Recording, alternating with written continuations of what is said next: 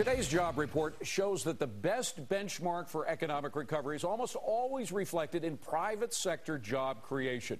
Welcome to a special edition of America's Nightly Scoreboard. Labor Day weekend is upon us, and for the next hour, we're going to be talking to the men and women who play an integral part in creating jobs for American CEOs, entrepreneurs, recruiters, and even some politicians, not all of whom have been standing in the way of job growth. We're not going to waste your time. These are folks who really know where the jobs are, how to find them, how to keep them. Now, while Scoreboard puts a lot more stock in private businesses than in the government for job creation, politicians can certainly affect the job climate. No one knows that better than a former business owner who decided to run for Congress, and for the right reason, to give back, not to take. Republican Congressman Darrell Issa of California joins us now. Great to see you, Congressman. Thanks for having me back on, David. You know, the most common answer when I ask a small businessman or a middle-sized businessman or a big businessman like you were, what the government can do to create jobs, they say, just get out of the way. Is that the best thing government can do? For the most part, it really is. The other thing that government can do, and this would be an Art Laffer sort of statement, is provide certainty from the government. You know, next year our taxes are going to go through the roof if government doesn't react, because all of these tax cuts, if you will, are going to be reversed after 2010. That would be a good example where if we wanted to stimulate the economy, say, look, we're not going to raise any taxes. We're going to leave the taxes exactly where they are. We're going to go 7, 8, 10 years down the road of the status quo in taxes. Small business would look at that investment opportunity and really invest. But right now, people are doing estate planning if they don't plan on dying in 2010. They're looking at capital gains changing.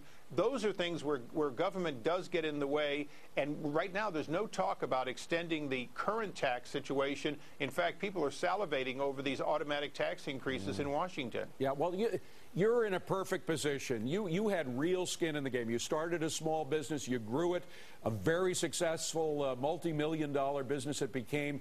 What, as a businessman, what is the most important tax change that would lead to job creation from your perspective? Well, the most important tax change is to really deal with how the United States competes on a global basis. You know, you've had Republicans and Democrats talk about the value of the strong dollar. Well, the strong dollar is about buying goods from overseas. It's not about selling. The federal government needs to have a tax policy that allows for people who create jobs here and export products to have an ongoing tax advantage, at least as good as Canada has against us or other countries. Tell us how that works. Tell us how the Canadian tax advantage works for exporters. Good example. In Canada, you have, they call it GST, but it's better known as a VAT around the world. They have a VAT tax. It's a significant sales tax. I think it's 17.5%. That tax is rebated to manufacturers when they export products. So they literally get back a tax that if it was domestically sold would be paid, but if it's exported, it lowers their cost. It means Canadian goods arrive nearly 20% cheaper in the U.S. than they do in Canada. Now, they're not gaming the system. They believe that that's a fair way to do it because they know export creates wealth into their country, and they're willing to say that it shouldn't have to pay taxes domestically when, in fact, it's bringing foreign dollars into Canada. But it's that kind of policy that Canada has that we don't have. The other thing is if you export product out of Canada, you get a huge research and development tax credit if you've had to do research to get it. We have no such capability here. As a matter of fact, every year it's painful just to try to reintroduce our small tax credit we have for research and development. Those kinds of things that Canada has are good examples where the United States ought to at least match them. And if we did, we'd export more jobs in America created by selling rather than simply unloading ships from China. Which would be good for everybody. Now, let's talk about something a lot simpler, the individual income tax. Now, the small and mid-sized companies in this country are the spine of the economy. They do most of the job creation in this economy. The problem is that most of them are small enough so they're unincorporated. They take their income as income tax and pour it right back into the company. But they're the so-called rich that may get hit by even higher taxes in the months and years to come. How do you get the message through to the Washingtonians that if you increase individual income tax to get the so-called rich, you're going to be hurting small and mid-sized companies? Well, those who get it, and those who don't want to hear it, I doubt we're going to change. Unfortunately, elections have a consequence.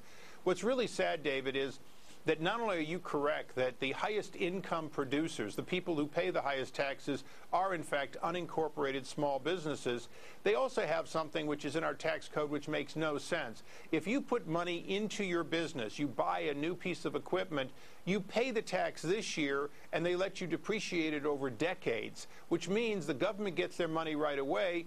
You get back only as the product depreciates. That's a good example where the small business, if they were simply allowed to expense things that they buy to invest, we're not talking about any kind of a special deal. We're just saying you spent the money, let me deduct it from my profit, because it's not profit. It's a piece of machinery sitting there that is producing jobs. That's a simple change in the tax code that should have been done years ago, that would really increase investment. Because if I knew I could buy a new piece of machinery, a new molding machine, a new stamping machine, it created jobs and created products, and I wasn't going to have to pay a penalty for it, it's a huge advantage. It also is a reason for people to pay cash and be less debt burdened, which is something that we now understand would be good for America. Well, you use the word reason, and reason and common sense are in short supply inside the Beltway, as you know better than anybody. Let's hope that it does rule again, that city, shining city on the hill. Good to see you, Darrell, Issa. Thank you very much. Thanks, David.